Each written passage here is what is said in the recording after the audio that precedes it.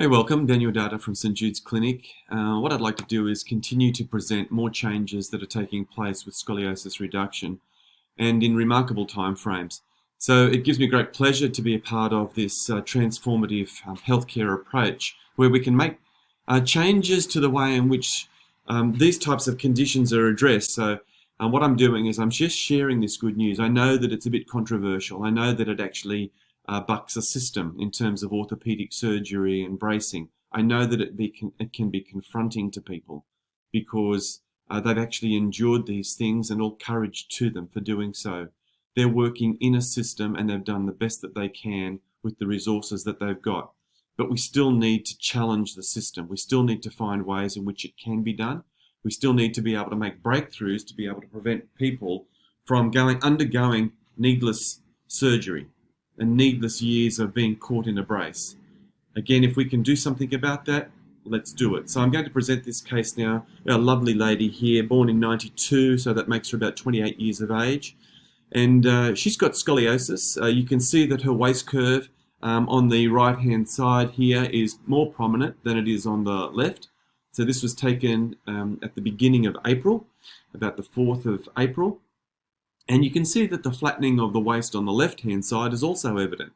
The spine has actually moved well over to the left-hand side, and it continues and stays left, even though it's got this bump down here at this apex in the lumbar spine. But let's take a look and see what happened here at the 3-week mark. So that's a pretty exciting change as well. But if we can, let's actually take a look, because I actually put up the wrong film. Let's take a look and see what happens at the 4-week mark. Now what we see is a transformation taking place in the waist curves, and this is at the end of the 4th week.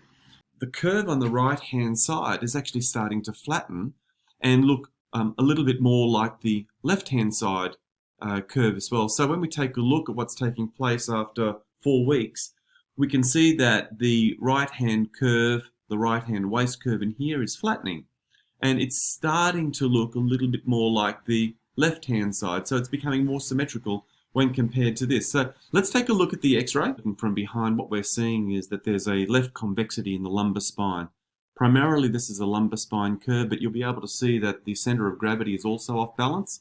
So that green line in the middle is to the right of the spine, and we're seeing a compensatory sort of thoracic curvature in here as well. Now this curve is measured by these angles as they tilt. So if this is tilted from the horizontal and this is tilted from the horizontal, you'll see that there's a curve in there, and also this one is tilted from the horizontal, as is the top one over in here, and that's also creating what's known as a cob angle on either side. I'm not going into cob angles today. What I'm going to do is just present the overall appearance.